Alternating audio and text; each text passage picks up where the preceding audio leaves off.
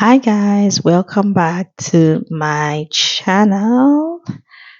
So this is part two of my motherhood journey, and in part one, I talked about my mini fertility journey and how I became pregnant. So just if you haven't watched that video, make sure you go back to my channel and watch the part one. So today we're going to be talking about part two, and it's a very emotional um, story for me to tell, but I trust God to help me.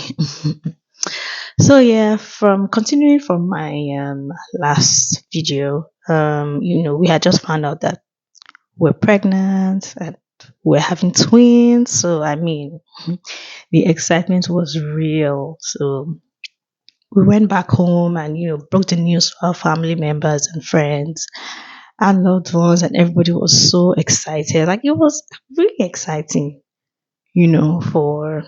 for us. And the pregnancy first trimester came by. I had all the um symptoms, that a new mom or anybody that's pregnant in their first trimester of ourselves, throwing up, feeling sick, exhausted, tired, and everything. But that went by, and then the second trimester came. I was stronger, and I was good. Like, the entire pregnancy went well. I was eating well, like everything was good. We would go for antenatal, the regular checks, and we do the scan. We always love doing the scan. We'll do the scan every time we went. We always did a scan just to see the twins, and and how they were doing, and they were fine, and everything was going well. And eventually we found out the gender, and we were having one boy and one girl. Guys, you can't even imagine the excitement. Like, it was perfect. Like, it was perfect. And we're just I started buying baby things, boy, girl. I started buying. I'm not, because we're expecting twins, so I mean, it means we needed like a lot of stuff. So I bought with all the excitement. And when I got bored at home, I'll just go back to all the things that I bought, and just drool over them, and just, with excitement and everything. And, second trimester went by. I basically had zero issues, during my pregnancy. I mean, apart from the first trimester, symptoms and all the craziness that comes with first trimester. I didn't have any issues. The babies were fine, and we got to third trimester. And I remember that night, um, I had just clocked 33 weeks, like I was 33 weeks on the dot. And my husband and I had, you know, we had a conversation, we were having a discussion. I think this was around what, 2 a.m., 2 a.m. or so. Yes. So we had a conversation, and we're like, okay, done the conversation, we're going to bed. And my husband went to bed, and I tried going to bed, and I couldn't, so um I don't know. I just thought, okay, maybe it was just one of those pregnancy, wahala, not trying to find the right position to sleep. I was just stressed. So I said, okay, let me walk around a bit, So just like I would normally do when I'm in that, kind of situation. I'm trying to find a position to sleep. I can't get. So I just walk around a bit to see if the babies will move a little and give me some room, So I did that, and I was just getting more and more uncomfortable. And I was just trying to do some slight exercise, just move a bit to try to get a good position, and it was not working. Instead, I started feeling more and more uncomfortable. Like it just, the discomfort just kept getting worse and worse and worse. So I woke my husband up. I'm like, babe, this feeling is not going away. And he just looked at me. I was like, should we go to the hospital? Let's go to the hospital. Like there was no conversation about it. So we're just like, you know what, let's go to the hospital. Now this was already around, I think, maybe 4 or 5 a.m. So we're like, okay, let's go. And between us agreeing to go to the hospital and getting into the car, like I literally just went from 0 to 100 in minutes. Like I began to experience excruciating pain. I was in so much pain. Like it was like I was having major, major contractions. I was in so much pain. And the neighbors had parked behind us. I mean, if you're in Nigeria and you live in those compounds where there are multiple there's more than one tenant and the compound is not big enough, so the cars literally have to park behind each other. And remember, this was very early in the morning. We're talking 5 a.m. Now my landlord at the time had parked right behind us.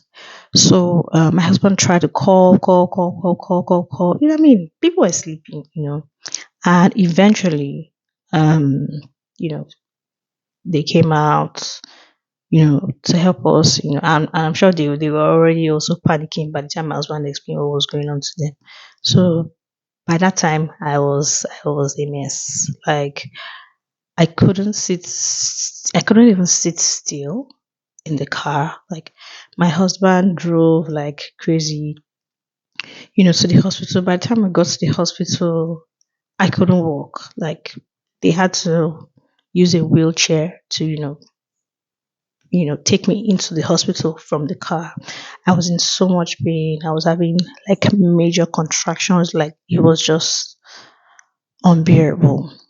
So we got in. I mean, and this is me in my in my just in my head, just wondering what was going on, are the babies coming now and all of that, and of course, I had read, that having, if you're having multiple pregnancies, you're at risk of, having them early.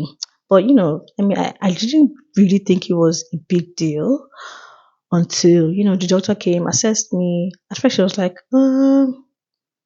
okay, it's not contractions. And then the next thing he was like, oh, it's major contractions. Like he just switched all of this. And I was like, okay, having major contractions, I should go in for a scan immediately. Thankfully, they had a 24/7 scan operating room service. So I went in for a scan. They did a scan. They put the scan on my daughter, and there was just silence. Nothing. Like if you've ever been pregnant and you've gone for a scan, excuse me, and you've gone for a scan, I mean, when they put the Doppler on your belly, just to find the child's heartbeat, you see, it's moving, and if they want you to hear it, they also play the audio so you can hear and you can see. But they put it on my daughter first, and there was absolute silence. There was no movement. There was no sound, like nothing. And then she put it on my son, and I could see like the heart was beating, something was there, and I could see. And she just kept going back and forth between the two babies, like, just to be sure. And, I saw that and I was like, there's nothing. Like, why is this other baby not moving? Like, what's going on? And it was, I think, at that point that um, she excused herself, spoke to the doctor, and then the doctor called my husband outside of the room. By that time, I already knew what was going. I mean, you've seen it in the movies. When they call one spouse aside and they start telling them something and you can't hear, you already know that something is up. But my emotions, were not had not caught up with what was happening. I just knew in my head, okay, something was up. My baby girl is gone. So my husband came back and told me, oh, by the way, we had named our twins. We had named them.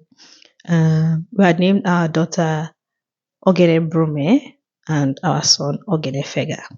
So my husband comes back, into the room and says, "Hey, Brume is no longer there, and we have to do like an emergency C-section to get my son out." So I was like, okay, no problem. Remember, I mean, emotions were not there at the point I was in, like I said, I was in so much pain. All this while I was in so much pain.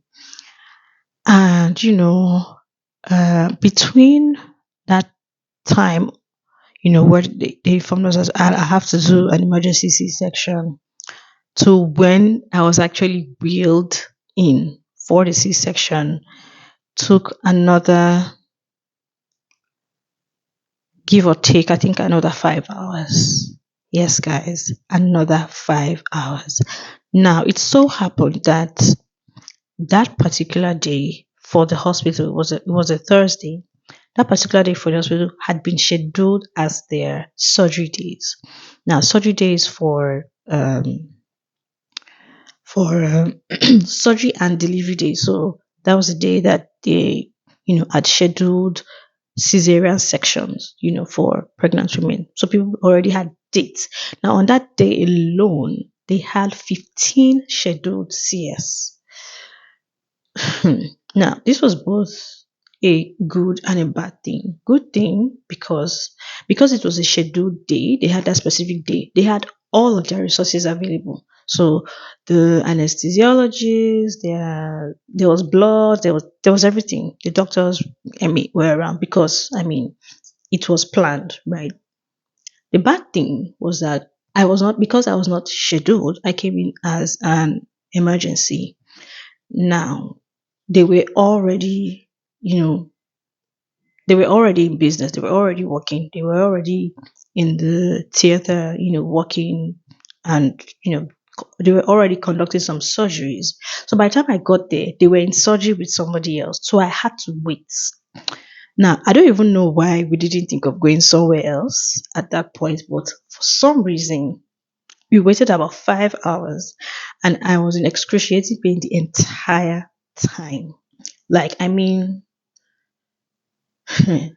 entire time. I was in excruciating pain the entire time. Now, eventually, my parents came.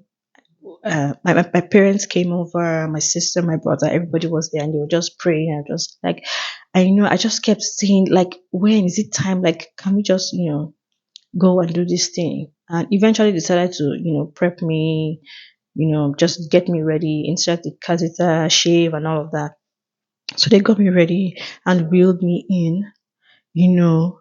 And of course, during that time when my parents and my family members were around, my husband had to dash back home to get my hospital bag. So I had packed bags, for because I was already in my third trimester, so I had packed my bag, and all that. So he had to go back home and to bring the bag. So they wheeled me in.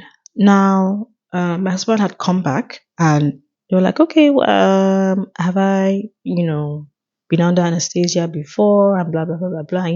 They'll ask you like a couple of questions. So I was like, no, I haven't, haven't, this will be the first time and all of that. So they were like, okay, we're going to give her regional anesthesia, which means that I was going to be awake. And I was like, no, no, no, let me just sleep. And, like, I don't want to know anything is happening. So, like, no, that they'll give me regional. So I think that they actually prefer to give regional. Except, something is really, maybe it's a super, super critical case and whatever. I don't know. But I just feel like they prefer the regionals, just to make sure that you are awake. So I was awake and, the prep for CS is another like is another thing entirely. Um, in fact, I didn't even know the magnitude of this of the whole prep until my second baby. Now, for this first baby, because I was in so much pain, I was like, they should hurry up. Like, we need to get this thing rolling. Like, this pain has to end, you know. And so they got me ready. They did the whole put the is it epidural, whatever, the medication. I didn't even feel the pain, funny enough. because I was already in a greater pain. So all what they were doing was not everything they were doing. I didn't feel any pain. So as soon as they gave me the medication, like the pain just stopped. Like I didn't feel any pain. I was awake. So they started the surgery, and one statement I always remember very vividly from that scene was the surgeon saying knife to skin. And because the anesthesiologist was also the timer, the person, the kind of time everything they're doing. So once the anesthesiologist has given you the medication for the surgery, and you're no longer they're sure you're no longer feeling pain, they start timing, they start checking everything. So the doctor was like, knife to skin. When he said knife to skin, I'm like, I better go. I don't want to feel any pain. They did knife to skin, and they just started going in, going in, going in. I didn't feel pain, but I definitely felt tugging and movement in my belly. So I think that they brought up my daughter first, and I think that was about 10:17 a.m. So about 10:17 a.m. they brought up my daughter. There was no cry, obviously. They took her away, and then they brought out my son 10:19. I'm able to remember the time because they actually talk to you while they're in surgery. So I know they were having all these conversations. It's the only one in your name. They're talking about my name, blah, blah, blah, blah, blah. Just to keep me engaged, sort of, and keep me awake, I guess, because of course, I was feeling drowsy and tired because of the medication. So they brought out my son. Of course, no cries, and it didn't even occur to me that my son also did not cry when they brought him out. So until they brought him out, they took him somewhere else, and the doctors were just having random conversations, and they took my son somewhere else, and I didn't know what was going on until the anesthesiologist started telling the nurses that were attending to my kids, to my children, to lower their voices. So apparently something was up, and she said, really telling them, hey, the patient is on regional. So basically I can hear, you know, it meant that I could hear what they were saying. I really couldn't hear what they were saying because they were too far from me, and then eventually I just heard the tiniest cry, like the tiniest cry and scream, yeah, and then that was when I knew that my son came out not breathing and had to be resuscitated. And how did I know this? As soon as he cried, there was a huge sigh of relief from all the nurses. Like it was so like ah thank you Jesus. Like the nurse beside me was literally, in fact, I think she was just like, how in the world were we going to tell this woman that she had just lost two babies? And there was just a huge sigh of relief when my son cried, and guys, at that time, remember, like I said, my emotions had not caught up with what was happening to me. Everything that I was experiencing, everything that I was thinking was just like up here in my head. My heart had not caught up, my emotions had not caught up. So I was just, going through the motions. So eventually, you know, like I said, my son was away. I had not seen my son, like I did not see him. So, of course, the session was over. They took me back to the recovery room. Of course, I remember just being in so much pain, and them telling me I couldn't roll over. I couldn't. Guys, I was super thirsty. Like, you remember that story in the Bible where they said somebody should come and dip their hands so that one drop of water will touch their tongue because of how they were feeling in the hellfire. Guys, I was literally begging for a drop of water on my tongue. They said, no, you can't take anything, you can't take any water, you can't even move. I was super, super thirsty. So surgery was over, everything was over. My husband, had gone to to, check on my son, and yeah, taking pictures, taking videos. So that was basically what I was feeding on, looking at my, I mean, I couldn't even, like, I had not seen my child physically, so I was just looking at the pictures, and in the middle of all of that pain, I was also grieving the loss of my daughter.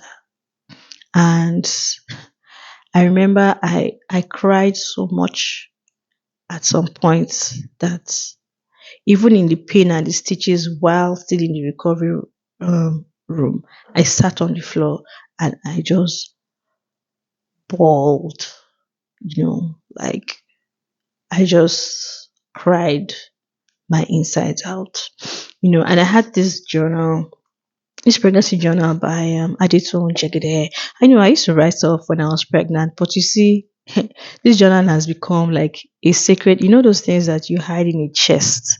I go and lock up in one secret place in your house. That's how this journal has become to me, because in those moments where I was grieving, I poured out my heart in this book. Like, I'm always scared to even open and read what is in it, because it just takes me to a place where so much grief and so much pain. And I just remember just crying and just feeling so bad. Oh, my body couldn't hold these two babies. And, just thinking about how my body just failed to carry these babies to full term, and, just losing my daughter.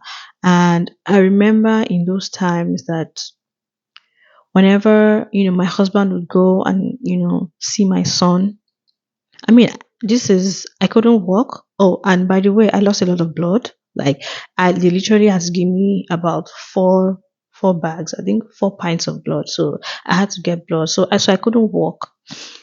So I had the babies on Thursday.